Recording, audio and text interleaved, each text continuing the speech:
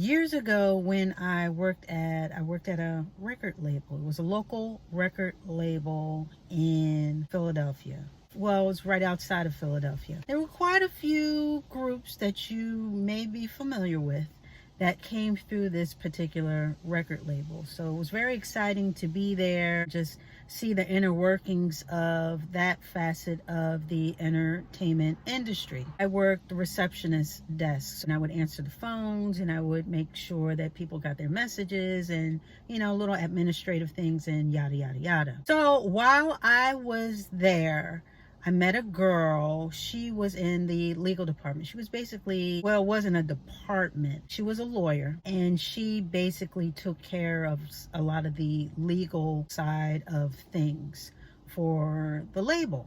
Now, she was a little older than me, not by much. Let's say maybe 5 years, maybe 5, 6 years, something like that. And she was casually dating my friend who actually got me the job at the record label. Long story short, she and I, we gained a rapport through that, and we sort of hung out, and I got to know her a little bit better. I believe we were the only black girls or black women working at the company. And in fact, women overall, we were very few because it was a very small label, and it was basically primarily men. So she and I, we got along, we bonded and hung out a couple of times. We ended up going to Mexico, taking a trip to Mexico with a friend of hers and her mother. So we were pretty cool.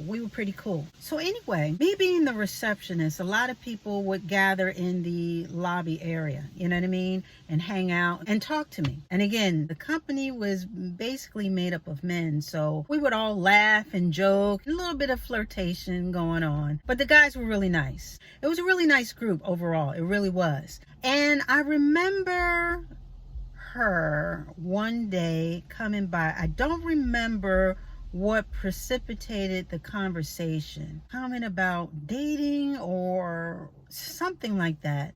And I want to say it was maybe 3 people. It was me, it was her, and maybe somebody else. And she made the comment, and I'm going to paraphrase because I don't remember verbatim what she said, but it was about me. She basically said, yeah, people have sort of taken a liking to you. They make such a big deal about you, and I don't get it. And in that moment, I guess I should have been offended, but I wasn't. I guess because I knew her, and we were friendly and becoming friends. So I wasn't upset with her comment, and I wasn't offended because I kind of got it as well. She was basically saying there was being such a fuss being made over me, I guess, just attention wise, by the guys in the company. And she couldn't understand all the attention that I was getting. And like I said, I did sort of get her point, because I don't think she meant it in a mean way. I think she was honestly perplexed. And just to put a little context and a little color to the page, she was a sophisticated young black woman, hair always done, nails always done. She had sharp clothes. She was definitely the lawyer type as far as, very professional looking at all times. When she invited me and her other girlfriend, when we went out to eat the one time, it was at a very ritzy restaurant downtown. That was her steez. Very Lord and Taylor and Neiman Marcus type of chick. Me, on the other hand, I have my sophistication to me, but I was more of a tomboy. I still am. I was more the baggy jeans, the t-shirt, loafers, but leaned more towards sneakers. I didn't really wear makeup at that time outside of maybe a little bit of lipstick. I had some things, but nothing designer, not like a Yves Saint Laurent lipstick or anything like that. I got by with my MAC makeup and maybe a little Wet n Wild here and there. Being the receptionist, especially at an entertainment place such as a record label or something like that, it didn't require me to dress in such a professional fashion, as opposed to her being the lawyer and her dressing, head to toe in suits and nice shoes and all like that. So there was definitely a difference as far as her aesthetics and mine. So I think that fed into her whole confusion as far as how she was like so put together and looked a certain way. And I guess me being this little basic tomboy, how I would attract more attention than this ultra sophisticated, dressed to the nines professional woman. That left her confused. And again, I kind of got it, because you would think the opposite as well. You know, somebody with makeup, you know, versus someone who doesn't really wear makeup, that, you know, men would be more attracted to the former than the latter. But it also made me think there were quite a few factors to that besides just the outward appearance. As you guys may have picked up, some of you who have watched a couple of my videos, I like to have fun. I like to have fun. I like to laugh. I really like to enjoy myself. So there is that. And I do carry myself in a certain manner, which is pretty laid back. I don't get upset about a lot of things.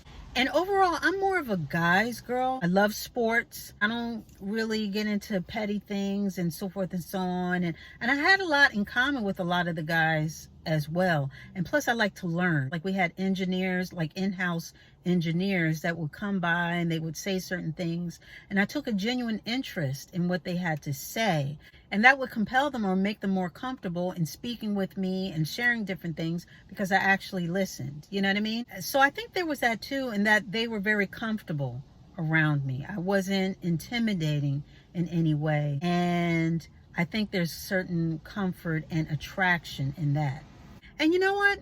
I will tell you, because I've seen this time and time again, it's not always about being the prettiest, or the designer clothes, or the makeup, or the body, or yada, yada, yada. A lot of times it's just about how you make someone feel. And we talked about this before. But a lot of times it just comes down to, do people really enjoy your company? Do they enjoy your company? Do they like to be around you? Are you engaging? Do you have something to say? Sometimes it's as simple as that. And again, there's something to be said about someone who is comfortable just being themselves. And I could have easily taken her comment as something, not only as an insult, but also as a challenge. That maybe I need to be somebody else. Maybe I need to be more sophisticated, and maybe I need to start wearing press-on nails and getting my eyelashes done, and, you know, wearing my hair a certain way, and buying a certain coat, and walking and sashaying in, and having my own theme music when I come in. But I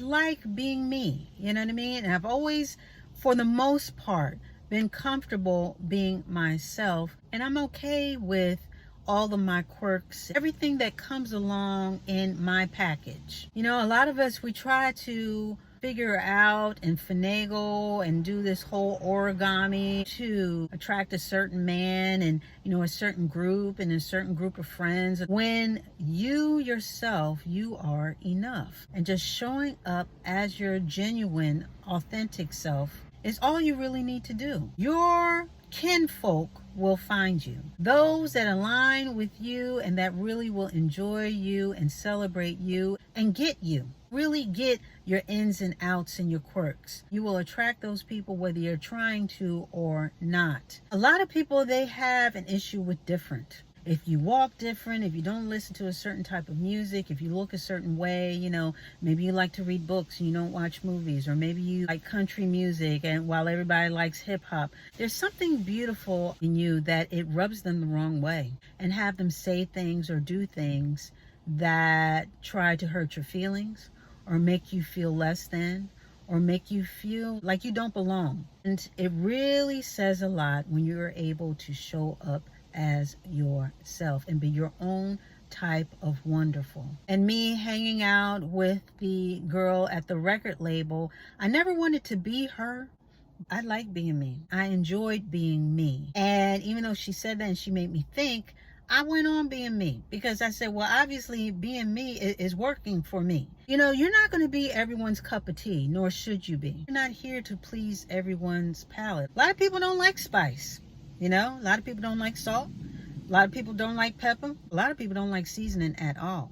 Just bland. Be your own type of wonderful. Don't worry about all these other people that just can't understand. They looking at you. They don't get it. That's all right. They don't have to get it. They don't have to understand why you are the way you are. Because you weren't meant for the masses. You were meant for a curated few. So don't concern yourself with such things. Be your own type of wonderful.